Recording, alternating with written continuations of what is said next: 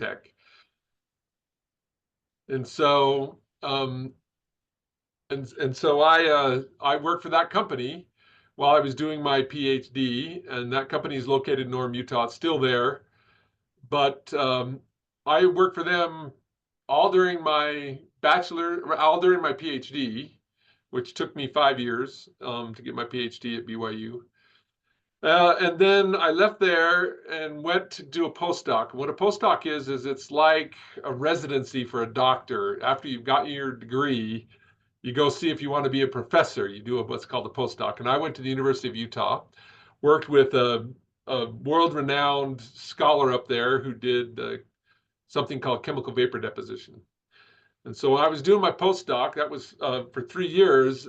But after I started it, I decided I really didn't want to be a professor. I liked industry. I like taking ideas out of the laboratory. I'm more of an engineer or applied scientist, and I like making things. And so I went back and got my MBA. While I was working at the University of Utah, I went to BYU to get my MBA. MBA stands for Master of Business Administration. So that took me 2 years. I finished that in 2001. My wife and family were very patient. They were living in Orem. We were living in the same house for 32 years now, but in Orem. So that's kind of, wanted to be in industry. And so I've started a number of small companies based on technologies that I've developed or invented and patented. I've started a number of companies. However, in 2012, actually it was 2011, my first wife was diagnosed with a brain tumor, and she was very sick, and I had to get back to being close to her in Orem because I was up in Logan and Kanab, Utah, trying to start a biofuels company, algae biofuels company. And so I applied for a position here at Utah Valley University. I got the position, and it turns out I really fell in love with this opportunity. It's a lot less pay than I was making out in industry, but there's other perks, and that one of those perks is I can do research on anything I want. And then I have students to help me do that research. So it's turned out I've been here 12 years. Actually, I'm finishing up actually my 12th year, actually my 13th year here at Utah Valley University. So I'm glad to be here, and I love doing research, and I'm an energy entrepreneur and an energy person from way back. And so I've done a lot of biofuels research. So hopefully I can answer your questions if they're not too hard. Yes, thank you. Wow, you have quite the diverse background in a lot of different things. So that's going to be fun. I think they pointed us to the right person. Kimmy, her sister Katie is an undergrad student doing biology teaching as her undergrad, and so I said you've got to talk to her who will know people, and then one of her professors had said, this is the person you want to talk to if this is about biofuels. So that's how we got your name, and we're grateful Well, you great. were I'm willing glad to to. help if I can. So let's, Awesome. Okay, yeah, Kai. I love biofuels. I love energy discussions. All right, so we are a STEM team and we're trying to find a way to produce cellulosic ethanol from waste plants and the waste products of plants. And we want it to be cheaper and we want to produce it more effectively from those plants. Okay. Well, that's a good choice. It's an area of active interest, and they've been doing research on how to. The problem with cellulosic ethanol, or the problem with cellulose, is that it's too strongly bound together. So it's glucose molecules, and they're all bound together in these long chains, and they're very stable. It's hard to break them down, and so in order for the fungi, right, the yeast, the fungi to use the sugars that are in cellulose, you have to break the cellulose down first into glucose molecules. And the way they do that with non-cellulosic ethanol or alcohol production is they start by they start with malting. They malt it, and so they basically malting. You take your grain and you start to sprout it. It starts to grow. They actually do it in a warm, moist environment. And as soon as it starts to grow, that tends to break down the sugars and it makes them available. And so then they'll put them into a mash, heat them up, and then they'll cook them for a bit, and then that basically releases all the sugars. So to do cellulosic ethanol, how much do you know about that already? I would say not a lot. Okay. It's been a term we've seen, and because of the nature of wanting to use plant products that Yeah. aren't being used currently, like corn and other things that could be used for food, but rather the waste, Right. you know, stuff. That's kind of as far as Okay. as they are, I Yeah, would I say. mean, I did Yeah. some So. research just barely. Mhm. So what I learned, and you can correct me if I'm wrong, but you need to pre-treat it with well, like start it with chemicals and enzymes that break down the cellulose, and then yeast can break it into sugars, which are then fermented into cellulose, and then you can distill it. But that's about as much as I know. Yeah. And so, I mean, ethanol is a really great fuel because it's liquid. It has a high energy density, not quite as high as gasoline, which is primarily just a hydrocarbon, right? Most of it is octane, and then they add some benzene, which is a particular aromatic compounds to increase the what they call the octane number. So it turns out that octane number is a little different than what gasoline is composed of. But the bottom line is, ethanol is a great fuel. It's readily fermentable, readily able to be produced. In the United States, most of the ethanol that's used for fuels is produced from corn, the actual corn kernels themselves, because they contain a lot of sugar. Uh, and ultimately, what the yeast need is glucose. We eat table sugar as sucrose, which is a glucose molecule combined with a fructose molecule. And so what the yeast need is really the glucose. And cellulose is starch are long chains of glucose molecules bonded together.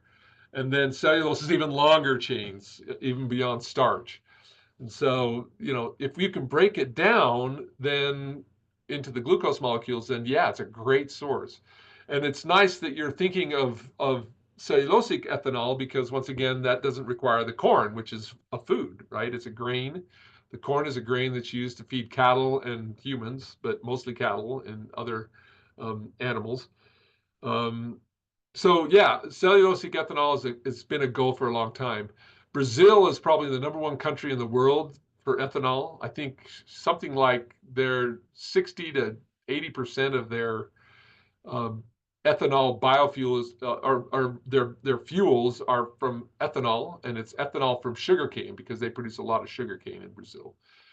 Now, so you're right in that you have to process it, and it's been too expensive up until recently to really the processes that were available were kind of a brute force. And what I mean by brute force is they put the let's say corn stalks, for example, that have a lot of cellulose. Take the corn stalks and they would grind them up and boil them, and at high pressure and temperature, they were able to break down the cellulose into the glucose molecules, which then could be processed through fermentation by the yeast. And so, but that tends to be expensive because heating high temperatures and pressures requires a lot of energy, and energy is expensive. And what energy we're using in the United States? Well, I think it's dropped to 70% of the electricity in the United States comes from coal, a fossil fuel. So that's not good for the environment. And so, yeah, it's not a great process. Recently, I think what you need to focus on are the enzymatic ones. You mentioned those. Do you know what enzymes are?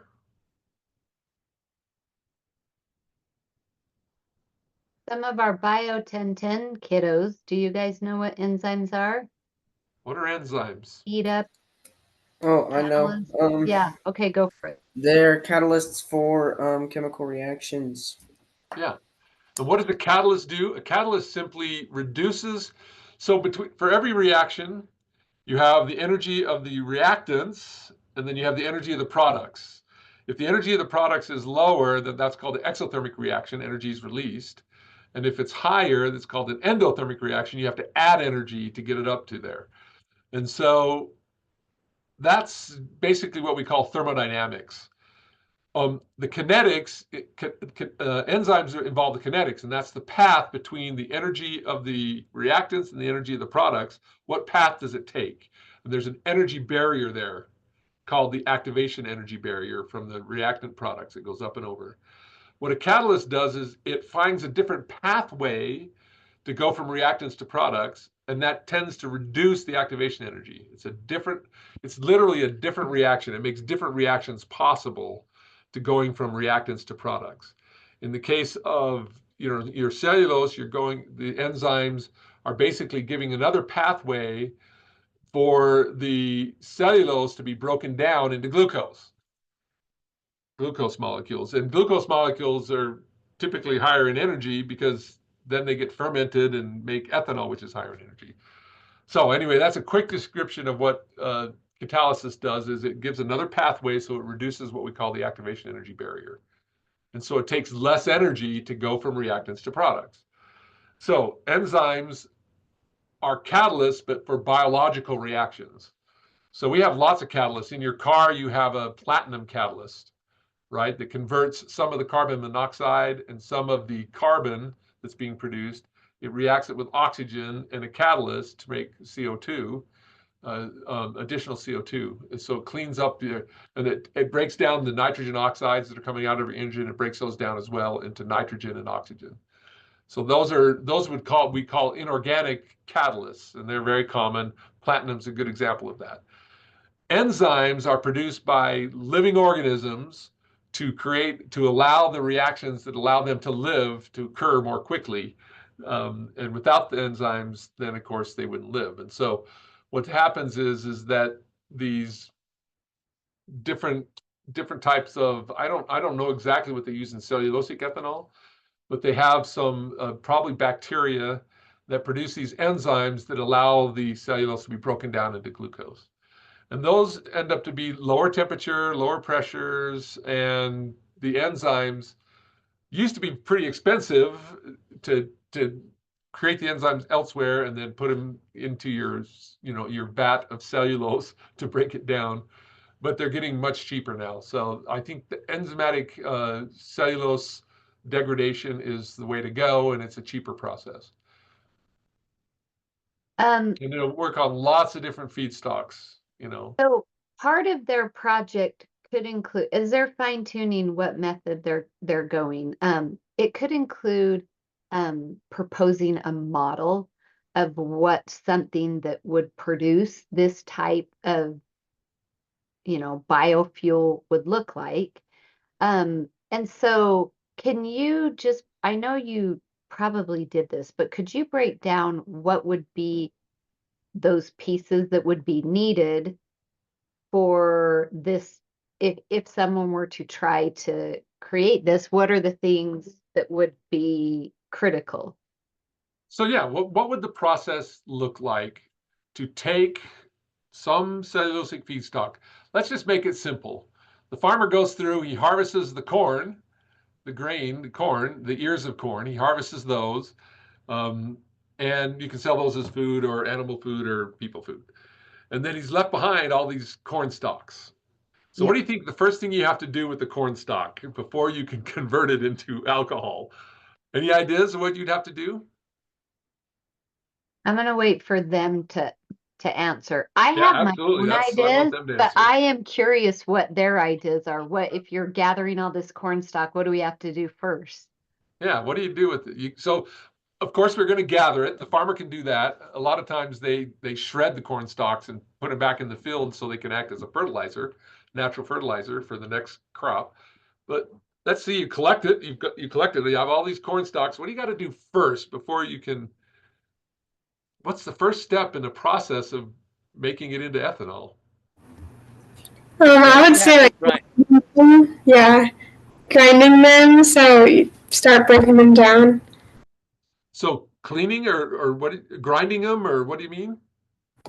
Well, you have to start breaking down the corn stalks, and so you have to grind them. Yeah. Yeah, so if you were building a process, you'd have to have a grinder, and these are manufactured. You can buy them out there, but you have to take these rough corn stalks and break them down into a powder. Why would you do that? Well, it's because the reactions depend upon the surface area of the reactants. The reactant in this case are cellulose fibers. And cellulose fibers they're everywhere. They actually put cellulose fibers in food. I use cellulose fibers to harvest algae, right? It's called microcellulose. So first you have to create a large surface area so that you can react this, break it down even further into glucose molecules, right? So that's the first step. You have a huge grinder and some way of making a powder. It's called microcellulose out of it, and that will increase the reaction rates for when you're breaking it down. So that would be the first step. The second step, I'm not actually that familiar with how they actually do the enzymatic, but I'm guessing that they then add water and make some kind of solution of cellulose powder with water. Most likely, they're going to have to heat it, so they're going to put it into a big container. Hopefully, they don't have to pressurize it because heat with pressure is really hard to get to make. It's way more expensive, right? So this is just step one, grind. Step two is you're going to put it into a reactor where you're going to add your enzymes or your microorganisms that produce the enzymes that will break it down. That's another way to do it. And then you're probably going to have to feed them unless they can feed off the broken down cellulosic fibers, which they probably can. So I'm not sure. Some processes, they just add the enzyme that's been produced in a different reactor.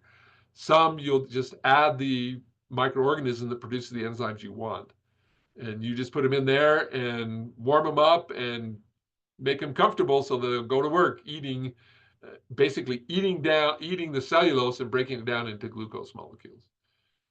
That makes sense? So that's the first reactor. And then what happens after that is you'll take that solution, much like they do with the malt, when they have malted grain in a water solution. Then you'll take that, and once again, this has to be all high purity because you don't want any contaminants in there. You don't want any microorganisms in there that aren't what you want, right? It's important that this is a high purity process, so you have to have probably distilled water, maybe sterilized water. You have to sterilize your equipment. It's most likely going to be stainless steel because stainless steel is, non-corrosive and it can handle these type of situations, higher pressures. So these are all things you have to think about if you're designing a process to make ethanol from cellulose. Is what materials do you use? What pressures? What temperatures? And they're probably not going to be very high temperatures because most microorganisms are comfortable around 7 degrees Fahrenheit, 25 to 35 degrees Celsius. And some of them will produce their own heat. As they do their process, they'll consume some of the glucose to live. So anyway, that would be the process. You break it down into this, what we would call mash if you were doing regular formations. You break down the cellulose into glucose solution. And then at that point, you might want to kill off, maybe you have to sterilize it again, heat it, add something to it to kill off the microorganisms that were breaking down the cellulose, because you don't want those to get in the way of the microorganisms that are going to do the fermentation, the yeast. So first step, grind, makes large surface areas. Second step, in some stainless steel vessel with high purity, sterile water, sterile conditions, you add your microorganisms, they break down the cellulose into glucose molecules. Then you're going to have to make sure that those don't get in the way so you can put them into your next reactor, which is going to be your fermentation reactor. And that's a standard reactor. These things are huge, right? They're 300 gallon tanks, stainless steel tanks that they'll put the mash in, which is the sugar water, glucose, and then they add their yeast, and you want to add a specific yeast that works really well at fermenting. I've done this at home. You have to make it anaerobic, which means no oxygen. That's why they have they're called vapor lock systems. They're a little tube that looks like this, comes out, and then there's water in there. So CO2 that's produced during fermentation will bubble out, but no oxygen or anything from the outside can get in. It can't get into your fermentation tank. And once again, that's to prevent any parasitic, we would call them, microorganisms from getting in there and messing up your process. This all has to be clean. You only want the organisms you want. You don't want any other organisms in there, like E. coli or anything like that. So that process, once you introduce your yeast, you're going to have to control the temperature. Usually these fermentation systems are water cooled to maintain a temperature, because if it gets too hot, it kills the bacteria, kill themselves. And then you let the bacteria go to, or the fungus in the case of yeast, you let the fungus go to work, and they eat up all the glucose and produce ethanol. And so that's the third step now. And then the fourth step is you take that ethanol solution. You're going to filter out the solids, any solids that are in it, and then you're going to distill it. And that's the fourth process, is distillation, where you basically heat it up. The ethanol boils off more readily than the water, and so then you recondense the ethanol, and then you have your fuel. And by the way, the maximum you can get with just simple distillation is 95% ethanol, with the other 5% being water. And that's probably good enough. I've done experiments where I've run ethanol, 95% ethanol in an engine, and it works. So but that's the highest purity you can get from distillation. And there you have it. That's the process. Does that make sense to any of you? Do you guys have Yeah. any follow-up questions? Yes. So before it snowed, we gathered plants so they wouldn't like dry up and freeze. And we blended them in a blender with some water and froze them because we didn't really know what we were doing. Would that be okay? That's a great start. No, that's actually a great start. That's exactly what grinding it in a blender is, basically breaking down the big cellulose molecules into smaller cellulose molecules, the big fibers into smaller fibers. So that's a great start, right?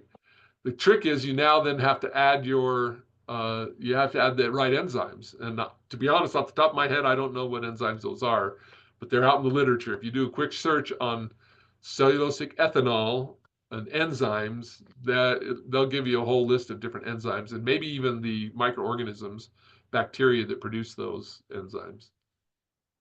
Yeah, so that's a great start. Could they,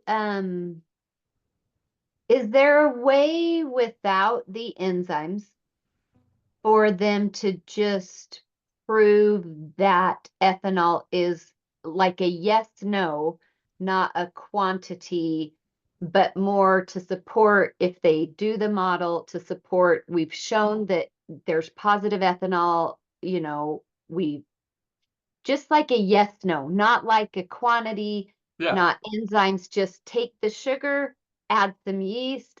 And is there a test or something they could do? We had some other chemistry professors suggest like the strips on Amazon for alcohol. I don't know. What are your thoughts? So at home, I did an experiment where I was trying to see how efficient it was actually with one of my kids, and they were doing a science project. We were trying to determine how efficient ethanol is when run in a generator, right? So we had a generator, and we wanted to see how long it would run compared to gasoline or whatever, right? And so, but we decided to ferment our own. Now, you can ferment all you want all day. You can ferment the sugars. And what I did is I just took table sugar, and I took baker's yeast that I use in my standard baker's yeast from the store and I was able to ferment. You put it in an airlock system, right? And it has to be clean and sterile. But yeah, I just produced ethanol that way. You can do that all day, but once you get to distillation, you can measure the amount of alcohol in that using what's called a hydrometer. It measures essentially the density of the solution, of the alcohol and water solution. And the more alcohol that's produced by the yeast, the less dense it becomes. So your hydrometer has a little markings on it. It kind of floats in there, and it floats at a different level depending on how much alcohol there is. And this is how they determine how much alcohol is in their wort. It's called wort, W-O-R-T. That's their mash. And that's how they determine how their fermentation's going, is with what's called a hydrometer. They're cheap to buy. They're readily available. Home brewers do have them. but it just basically floats, and where it floats at tells you what percentage of alcohol you have in your water. And so hypothetically, if they have this plant mash, Yeah. and they add yeast in a closed system, they should be able to record an amount of ethanol in that. Maybe not the most effective system, obviously, without the enzymes. Maybe they propose that in a written form, but they can show, yes, these waste plants would make good, products because they test positive, or there's this percent, whatever that looks like. That is a possibility. They could do that at home. Absolutely. And I Yeah, in know they fact, were, I think they're starting down the right path. So, but you want to sterilize it first. So you blended it first.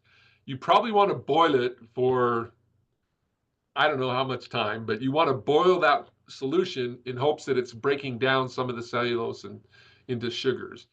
And do plus, they the want to other pressure important thing, cook? huh? Would they want to Yeah, pressure cook it? pressure cook it. Yeah, sure, that Okay. works. Because that gives you higher temperatures, right? Pressure cookers operate around 2 atmospheres, whereas just boiling is 1 atmosphere. So you have a higher temperature. It'll reach a higher temperature in a pressure cooker. So yeah, pressure cook your mash, whether your ground up mash, pressure cook that. The other important thing about that step, though, is it kills anything in there that you don't want before you add your yeast. So it kills all the microorganisms that came in on the plants. It's going to kill all those. So I think that's an important step, is not only will it help break down the cellulose in a pressure cooker, but it'll help kill any microorganisms that you don't want in there.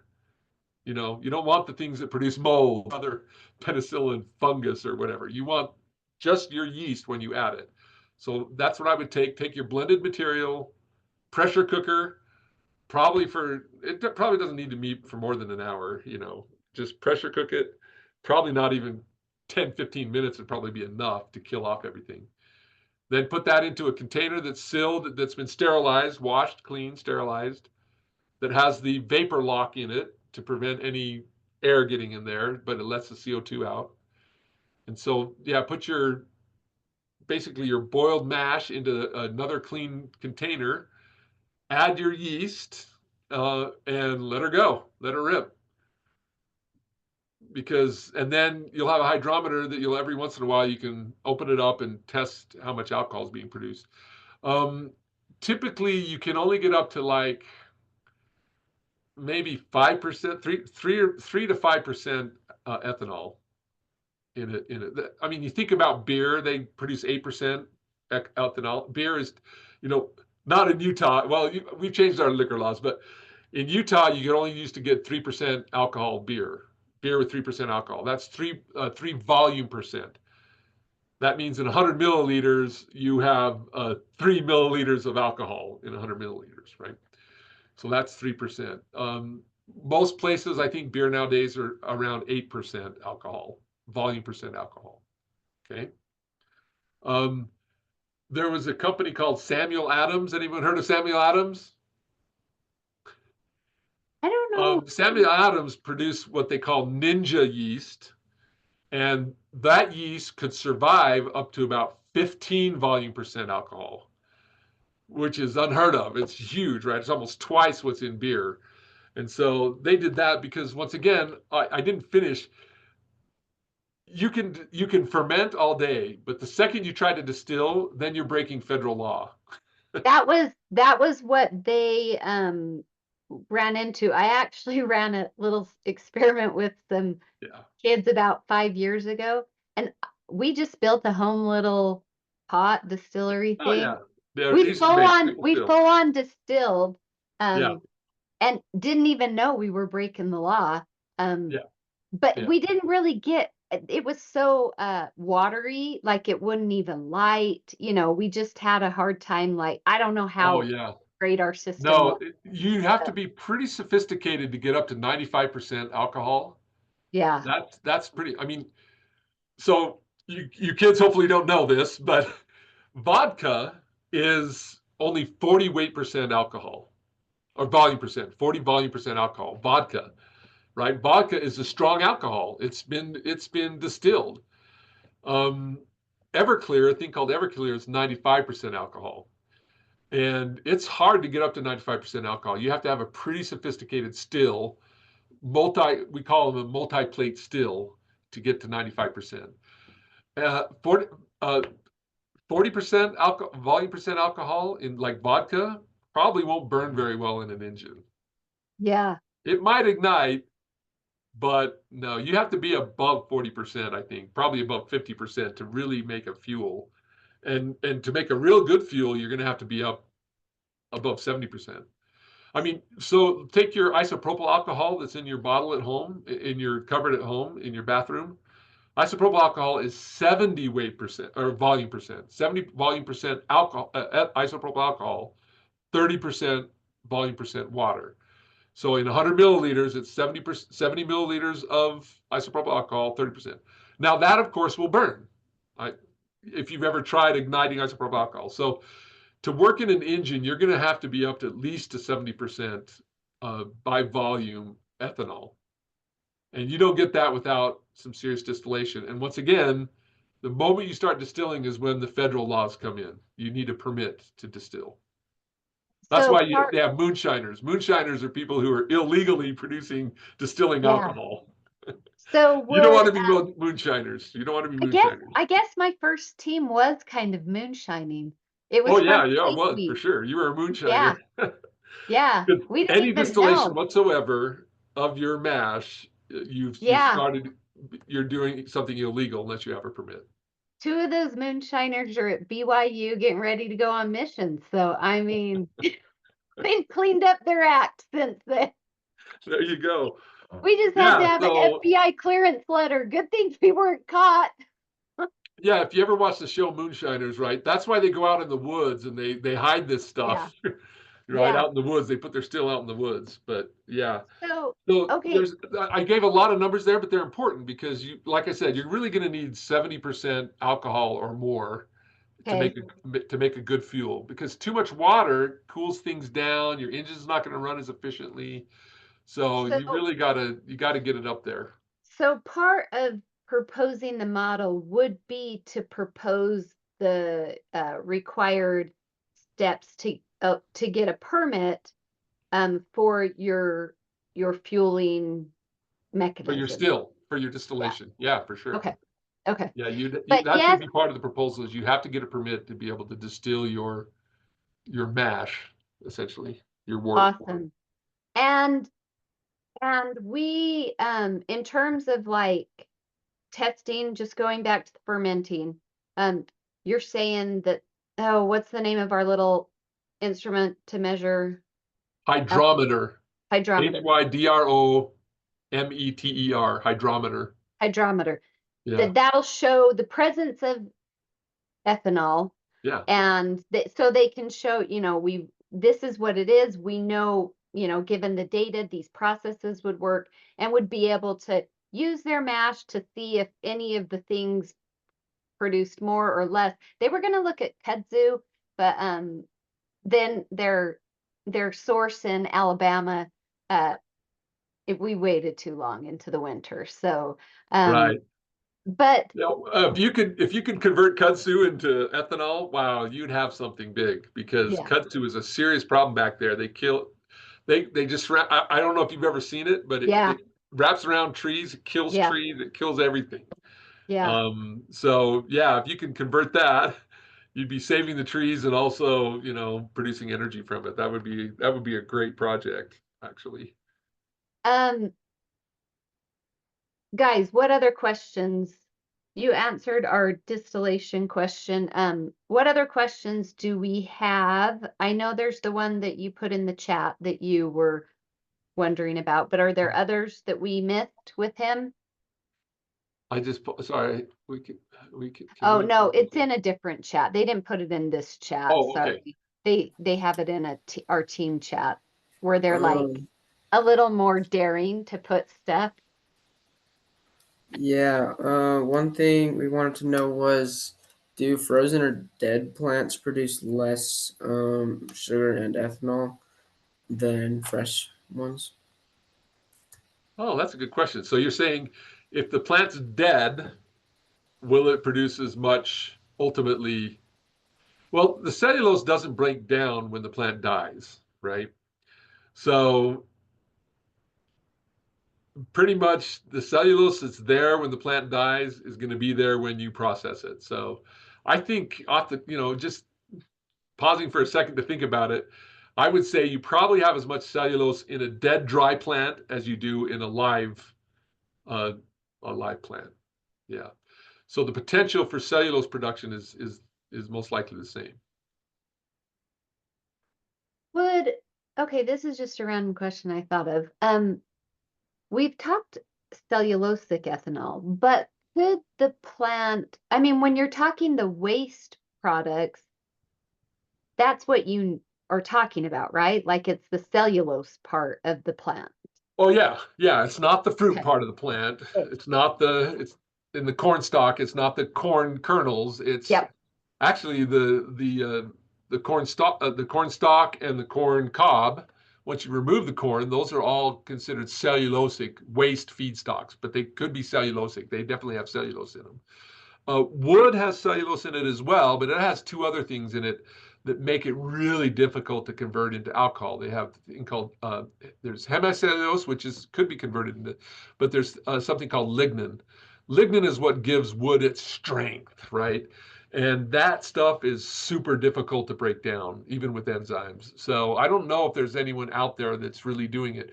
You can do it through a bulk, a kind of a it's not kind of a just high temperatures, high pressures. You can break down almost anything, but we're talking really high pressures, maybe thousands of pounds per square inch. We're talking high temperatures, something like 600 degrees Celsius or something like that, to Like break not down. worth it. Yeah. Oh no, it's really It difficult uses to too do. much energy to produce the energy. Yeah. Yeah. Yeah. But interestingly enough, have you ever heard of wood alcohol? Anyone? Laura, Calvin, No, G or but Malachi? something I did see when I was doing a little bit of research is um, they some people use a lot of chemicals like sometimes acetone or sulfuric acid that actually helps break down or kind of like soften the lignin, so it makes it easier for the enzymes to get to the sugar. But I'm not actually 100% sure how effective it is. Yeah, no, sulfuric acid, that sounds great. Actually, sulfuric acid is pretty cheap too, if you wanted to start with that.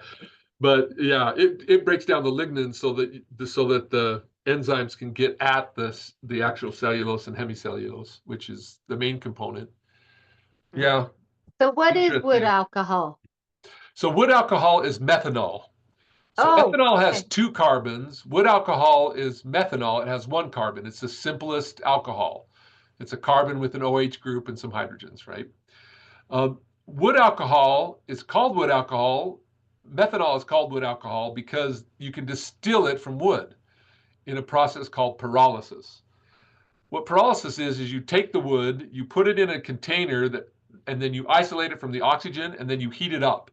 It's kind of like how they make charcoal. Charcoal is wood that is partially burnt, but not completely. There's not enough oxygen, so it takes away, it just leaves behind carbon, right? So pyrolysis is no oxygen whatsoever. And you basically distill it, which means you just heat it up and it boils off. The methanol just basically comes off, and then you distill the methanol, or you condense the methanol, the vapors that are coming off the wood. So this is how they used to make methanol, was by heating up wood and condensing the liquids that came from it. Of course, methanol is poisonous, and they used to use it to dilute ethanol because it's cheaper to make because it's from wood, no fermentation. But yeah, so that's just an interesting kind of side note here of how you can convert wood into alcohol, but it's not ethanol, it's methanol, which Okay. is toxic. But it is And a good fuel still. I okay. used to have a methanol vehicle, a vehicle that would run on methanol. That's great. Guys, other questions. I thought of another one, but I don't, that's how I work. I think these questions talking. Go, Nat. I have a question. So my cousin is a chemist and she's been trying to help us, but she had a question. Is there a way to analyze the sugar content in a plant using NMR spectrometry or mass spectrometry? Spectrometry. So I know a lot more about mass spectroscopy than I do nuclear magnetic resonance spectroscopy. NMR.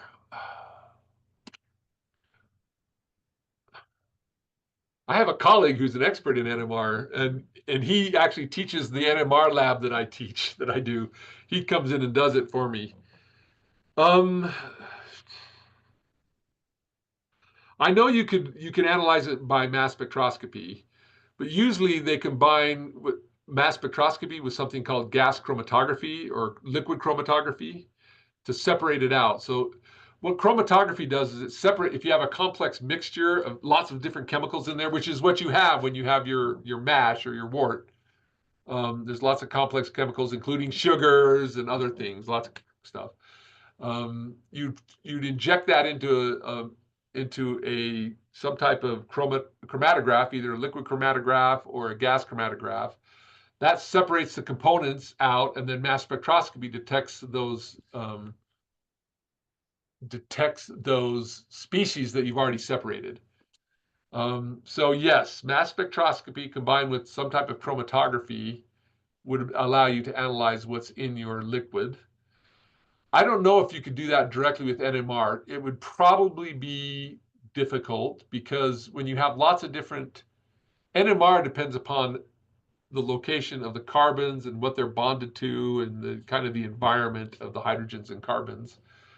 And if you have lots of different hydrocarbon compounds, including sugars and ethanol and other things, it might be difficult to do that without separation first. So I think you probably would need the chromatography, which separates it into the individual components, and then you can use mass spectroscopy and maybe NMR. I don't know for sure about NMR. Okay, I'm going to jump in with another question while you guys look for your other questions. So we have this inversion here, right, in where we live in the winter. Do you know, would a biofuel help with, I know it's not going to change the dynamics. We're in this bowl, we've got cold air on top of hot. Does the amount of pollution, though, that is being emitted through the burning of a biofuel, is that better than fossil fuel? You know, is there less carbon, more like where, I don't know. Do you know any of that information? Yes, yeah, I've actually looked at inversions a lot. I've looked at technologies for how to, prevent or reduce inversions. So it depends on what pollutant, because there's lots of different pollutants, right? Yeah. So cars emit a lot of CO2. Yep. They release some carbon monoxide. And in the winters, carbon monoxide is a real issue because it's a more dangerous pollutant, Yeah. carbon monoxide. So that's why we have catalytic converters on our vehicles. And this is why in the winter, they add up to 10% ethanol into your gasoline. Ethanol has some oxygen in it, which improves combustion so you don't get carbon monoxide. It reduces carbon monoxide, it produces more CO2.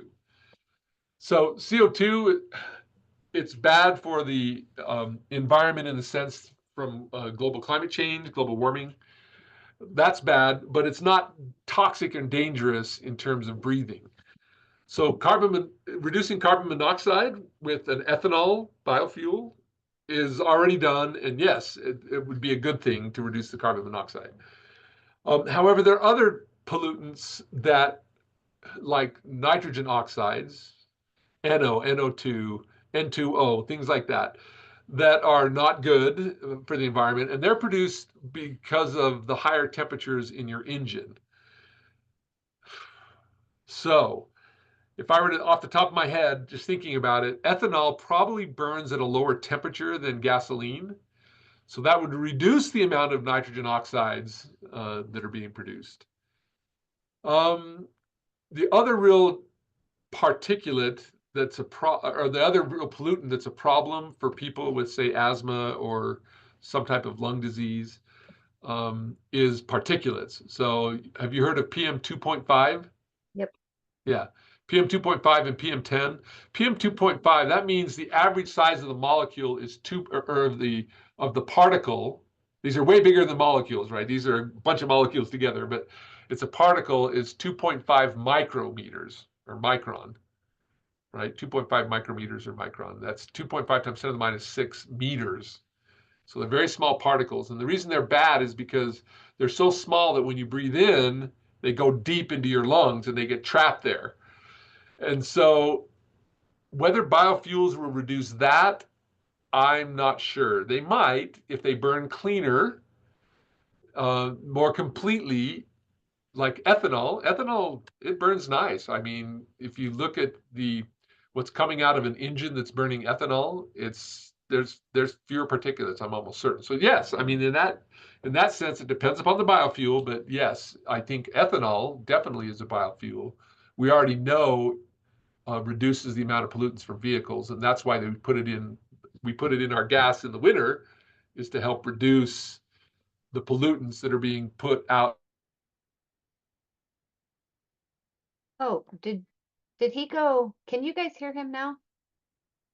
Might have. Hear me?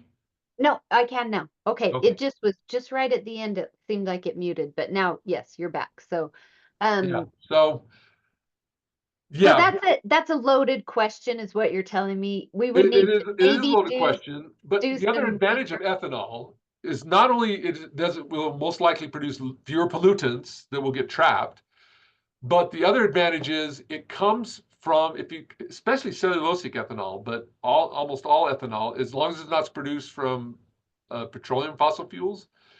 So any fermented ethanol, um, you are basically putting CO2 back in the atmosphere that was consumed when the plant grew. So So it with should my be equal algae, parts. yeah. So it becomes actually net carbon zero, Yep. because the amount of CO2 that was captured through photosynthesis for the plant to grow and make the cellulose is actually, when you burn that cellulose or convert it to ethanol and then burn it, it produces essentially the same amount or less CO2 than was captured, right? It's The actually reason net zero. So it produces as much CO2 as was consumed when it was growing through And photosynthesis. the reason that fossil fuels is because that is from organic matter that was not like photosynthetic, right? So you could get more carbon output in much No, it's actually from photosynthetic, but it was stored from for ancient, millions of years. basically modern petroleum is from ancient cyanobacteria, to be honest.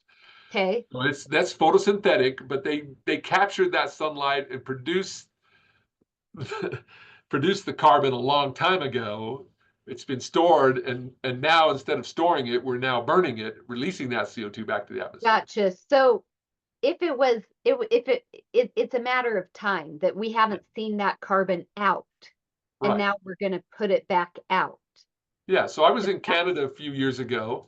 I went to a museum called the Drumheller Museum. It's a dinosaur museum, and all the dinosaurs that they have there were taken from the surrounding area. This is Canada.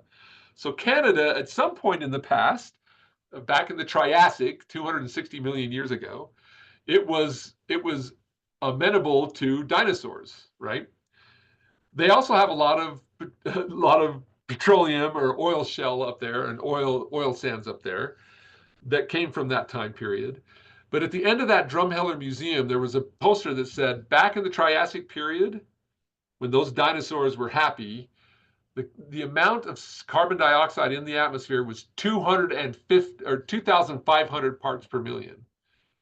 Today, earlier, before we started burning all these fossil fuels, we were at 250 parts per million. So it went from 2,400 parts per million.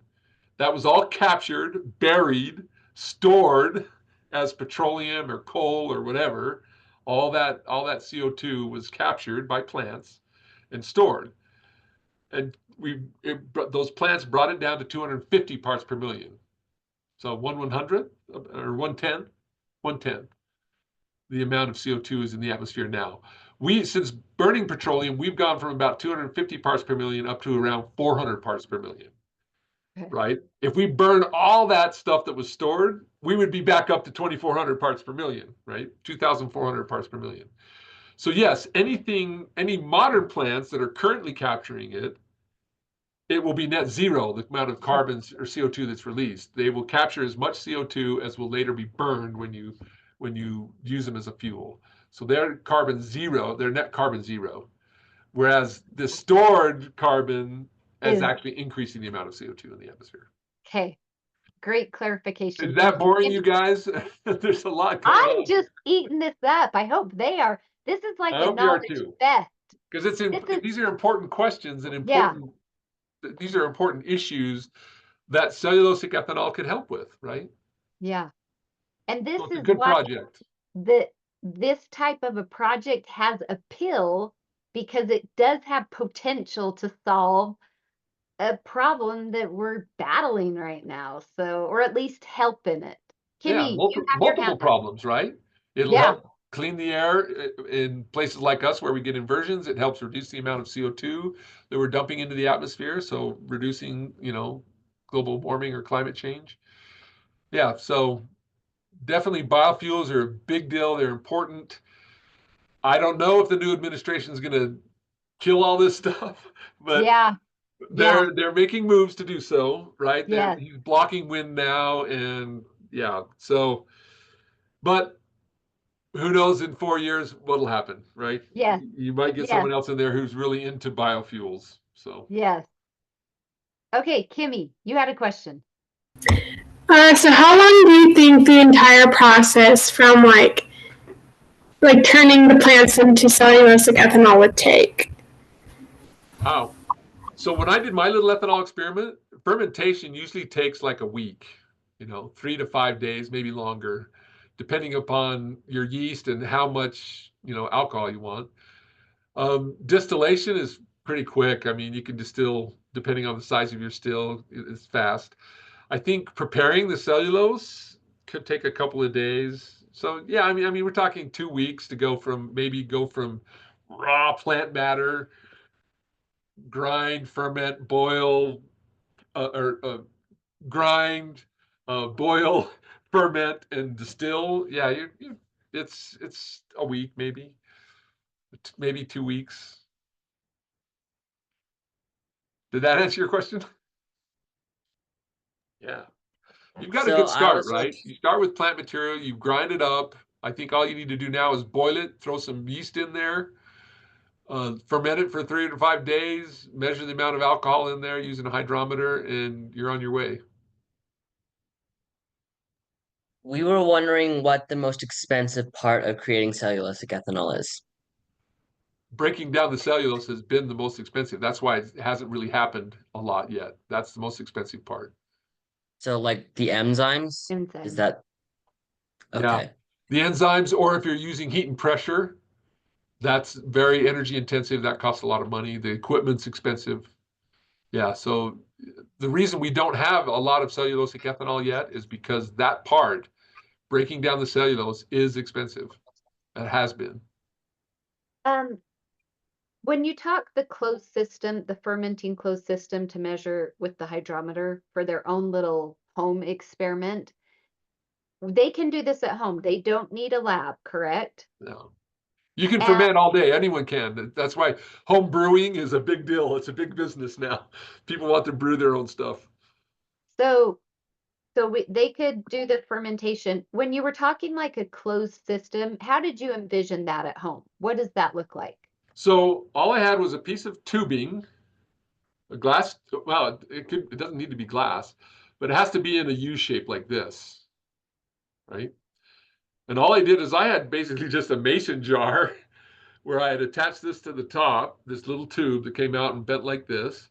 You put water in that tube down in, it's like a P-trap on a drain to keep gases from going out or in, right? Well, it lets gases out, it just bubbles through the water and comes out. So that's the whole point. So you have your container, right? At the top you have this, it's kind of called an airlock, I think. It looks like this, But down in this U here, you fill with water. So the CO2 being produced by fermentation bubbles out, but no air can get back in. Oxygen can't get back in. It needs to be anaerobic. And basically that was it. That's all I did. Where are you measuring the ethanol? Like I where didn't is measure that? the ethanol until after you think you're done fermenting. Although technically you could And are open it you up. capturing the gas? Are you capturing the gas somewhere, or is it no? No, usually they don't capture the gas. You could, it's just CO2. Okay. So But gas is no, escaping, and inside your yeah, little you should see the gas bubbling through your little U tube, right through this little region here that's full of water. You see gas bubbling out if you're getting fermentation. I basically waited till I wasn't getting any bubbles anymore. okay. And then I opened up the system, and that's when I tested, used the hydrometer. You just basically float it in your solution. And depending on where it sits, it'll tell you the alcohol content. I'm gonna make sure I'm almost certain it's called a hydrometer for measuring ethanol. Let me check here real quick. And once again, these are readily available and they're pretty cheap because lots of people like to home brew. You Yeah. can't distill at home, but you can brew all you want. I had a student that was trying to use something from every letter of the alphabet. A for apples. When he got the P, it was pumpkins. He was trying to ferment all those and make alcohol. Let's see, hydrometer. Yeah, they just float in the solution there. What was the hydrometer test used for? Estimate the distribution of soil pot. Nope, nope, nope, nope. That's not what I wanted. Alcohol. Okay. Let me just type in here hydrometer and alcohol. Did any of you find it? You guys are probably faster than me.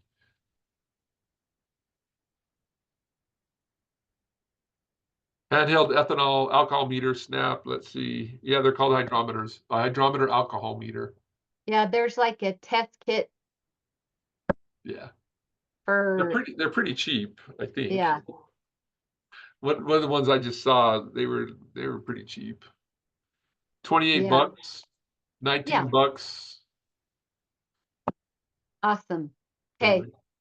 Yeah, so then after there's no more bubbles, I knew the fermentation was over. What happens is the yeast produce, they take the sugars, they produce, every molecule of sugar becomes one molecule of ethanol and one molecule of CO2.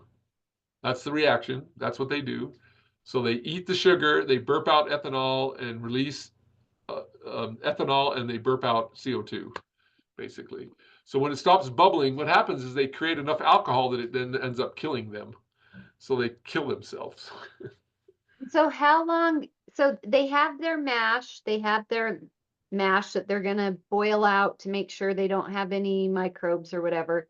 Then can they take that? Do they need to add, like, does the yeast need to be treated with like something prior to adding it to the mash? Does there need to be, no, we can just add it straight No, to the like when I mash? make bread, I bloom my yeast first. So I'll put some warm water, not too Yeah. hot, but warm water because you'll kill them otherwise.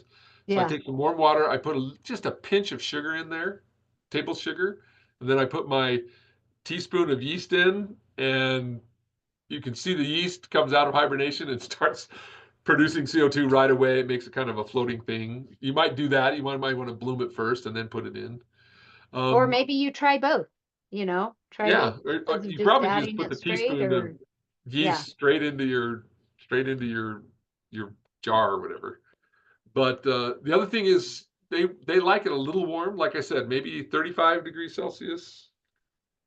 Room temperature is typically 20 to 25 degrees Celsius. So maybe a little warmer. They like a little warmer, but not too warm. Yeah. So yeah, Hey, just let it bubble away, and then when it's done bubbling, it's killed itself because it produced so much ethanol. Ethanol is deadly to it. That's why they had this ninja yeast, right? The ninja yeast could survive to much higher ethanol concentrations, 15%, but it took them years to isolate that yeast and to breed that yeast, that special yeast. and we'll look at you're predicting somewhere between 3 and 5% in this Yeah, home yeah, kind of cooked up system. Okay. yeah. Guys, any questions that we missed. I'm sorry we kept you a little longer than what we meant to do. Did we? Oh, I do know a question that we've missed. Does someone want to ask the question that was put in the thing that you guys asked me? What does that mean? Sure, I'll ask it. Do you have any open source data that we could use? I don't, but it should be readily available. I mean, it's out there. They've done a lot of cellulosic ethanol work, fermentation out there. I mean, there's brewing groups you could join that they would love to share their expertise on how to brew, how to ferment ethanol from pretty much anything. But you find the right person. But I don't have any data right off the bat that I could send you. Sorry about that. Do Sorry, Go I have ahead. another question. So some plants can be toxic, and we've heard about like algae blooms being toxic. How do you is that a concern when processing? Absolutely.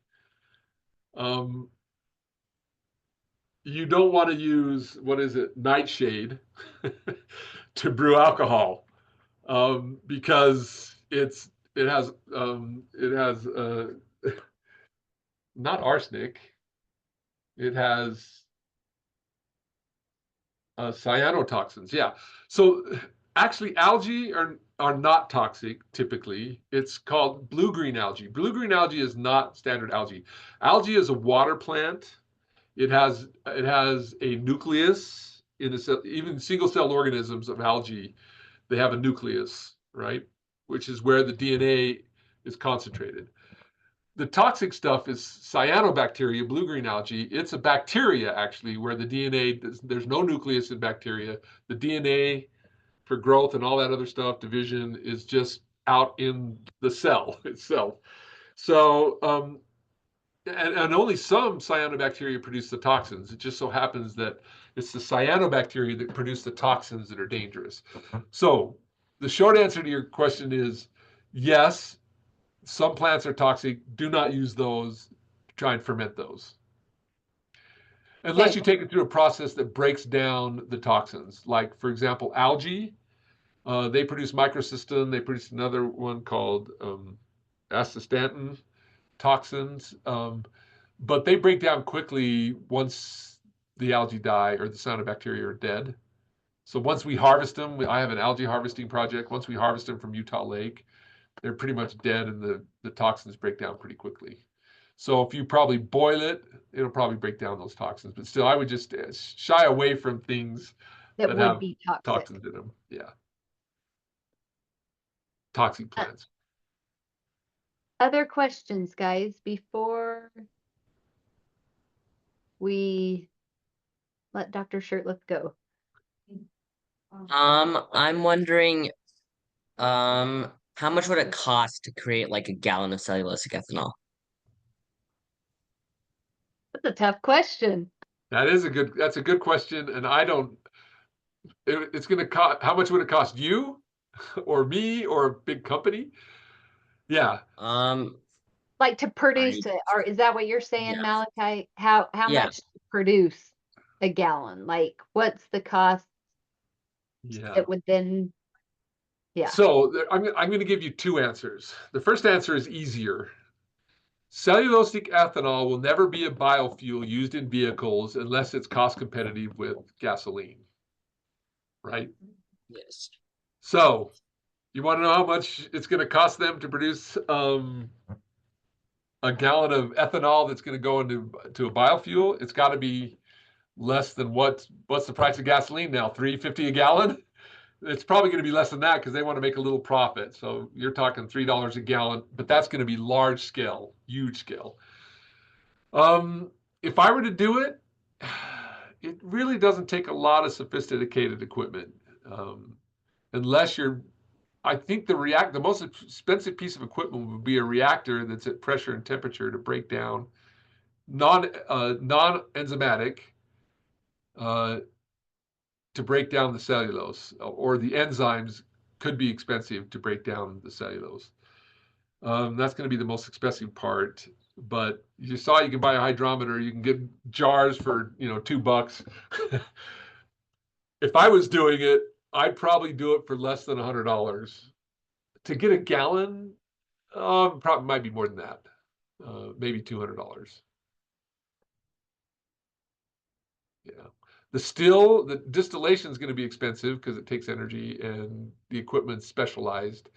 And then breaking down the cellulose and the enzyme is going to be the pricier part, I think.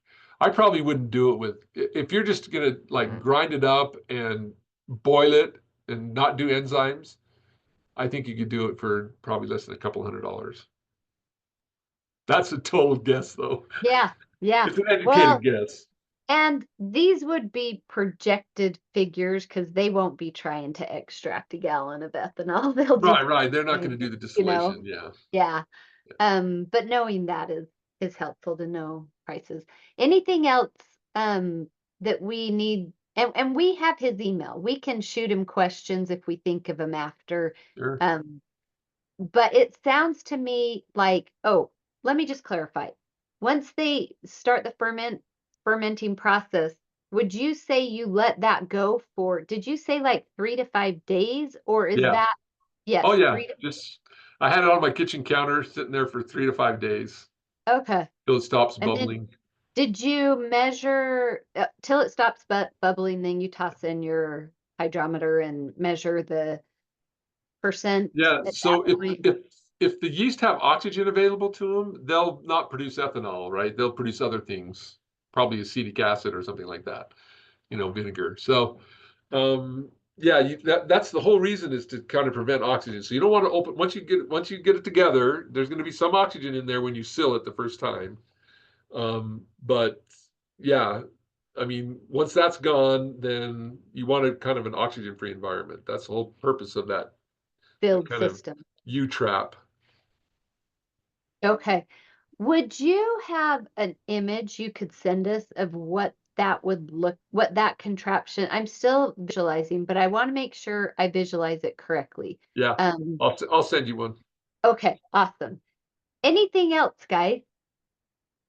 We've kept him over an hour, so I know, I've got to go work out now. yeah. Well, thank you so much. And again, we would love to, if they come up with more questions, we'll shoot you an email. Sure, You've that's been great. so helpful though. So Well, I hope so. I love this area of research. I'm excited for you. I hope the best. I hope you're successful. And I hope thank you have a lot of you. fun doing it, because it should be. Yes. Fermentation is a lot of fun, actually. It was fun when I did it in my kitchen, so. Oh, that's great. Well, thank you so much for your expertise, and we will be in touch over the next month.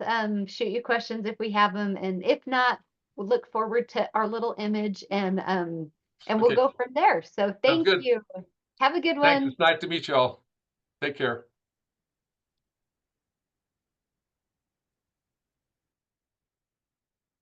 Wait, did Kimmy leave? I guess. I'm gonna give her crap about it. Clear the throat. Thought we were meeting as a team after. Kimmy? Donde está? Okay, there we go. You need to say it in Um, French. She's taking French instead of Spanish. Oh, except I can't remember how to say it in French. I've stopped Duolingoing French when my girls got called to Brazil. Now I'm doing Portuguese. You want to know what's so weird about, there's like 180 missions in our church where missionaries could get called. Weird enough, my daughter, one of the twins, got called to the same mission that Calvin's sister is Yeah. in Brazil. How weird is that? Hey, And they she's were friends. back. They were friends. Oh, did you like that, Kimmy? I was like, hold on, I'm gonna give Kimmy crap for a second. Oh, I guess I can stop the recording.